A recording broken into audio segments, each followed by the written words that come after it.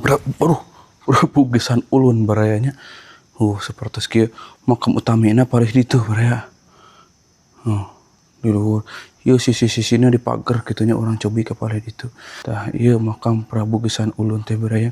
Ieu tempat paragi pamaget ngaos, belah ditu tempat paragi istri ngaos baraya. Sapertos kieu jadi disekat kitunya. Ieu tengah-tengah semacam bukit kitunya. Jauh kemana Masya Allah sekali deui Prabu Gesan Ulun teh mangrupikeun tokoh utama dina nampi mahkota ti kerajaan Binukasih baraya. Ayeuna ngajabat sebagai Raja Sumedang Larang Kapungkur teh. Nanging ketika anjeunna narima mahkota Binukasih ti kerajaan Galuh otomatis tahtana naik baraya.